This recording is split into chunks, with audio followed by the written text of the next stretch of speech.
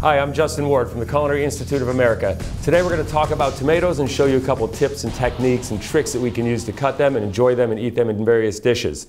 With me today I brought, I don't know, about 15, 18 different kinds of tomatoes and quite a variety too. Tomatoes originated in the South American Andes, and with the Spanish influence they then proliferated throughout the world, immersing themselves in some cuisines such as Mexican cuisine, Italian cuisine, and here in America as well. Annually, tomatoes are produced, I believe it was about 170 million tons of tomatoes last year. So it shows the popularity of these wonderful, wonderful vegetables.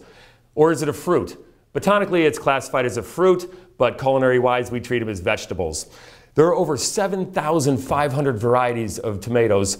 So without further ado, we better start getting into some of these that we brought here. Let me show you a couple of what we have. We brought some nice heirloom tomatoes here, various shapes and sizes of the heirloom tomatoes. These are beautiful. They have a unique shape to them, and we're going to show how we can highlight that when we do a little plating of those later.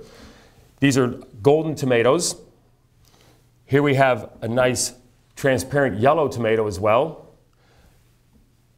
This is a green zebra tomato, similar to a tomatillo in color, but two different things. So we'll talk about the differences between those as well.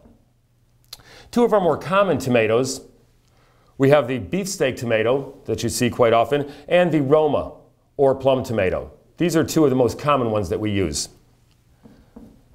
Some of the smaller, sweeter tomatoes that we have up here, we have the golden teardrop tomato, very unique shape and wonderfully sweet.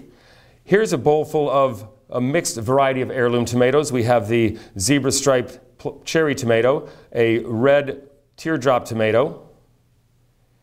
These are common as well, similar to the cherry tomato, but a little more oblong in shape. So that's a grape tomato due to the shape of that, and some golden grape tomatoes as well.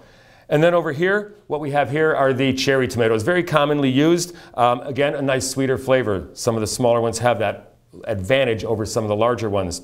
What we have over here are tomatillos. These originated in Mexico and similar, in same family as a tomato, green but not as sweet. These have more of a tart flavor to them, used in salsas, good to cook with and cook down with and make salsas and sauces out of as well, or relishes out of. You can pickle them as well. They have a nice, more firm body, not quite as much sugar in those, and a little less of the juices in those. So, as I said, with over 7,500 varieties of tomatoes, I think we better start chopping into some of these. Now there's a few different knives you may want to use when you're cutting tomatoes with. Serrated knife kind of cuts through some of the tougher skin easily. And then this is your standard chef knife. And a paring knife, which is nice to get the small cores out of the tomato. Okay, so this is the beefsteak tomato that we have cored, blanched, shocked, and peeled. What I would particularly use this for would be to make a tomato jam. Cut it in half, exposing the cavities which have all of the seeds in them. And then kind of using your fingers and a little bit of a gentle squeeze and a shake, we can remove most, if not all, of the seeds before we chop these up to make the tomato jam. Since we're going to cook the jam down, a rough chop is fine. By that, I mean it doesn't have to have specific cuts or specific sizes, just something relative in the same size. So here's kind of a large chop that we've done on those. I'll end up putting this in a pot, a stainless steel pot, of course, with a little bit of vinegar, sugar, maybe a little black pepper in there, and some red onion, and slowly cook it down to get the flavor of the tomato into a jam consistency.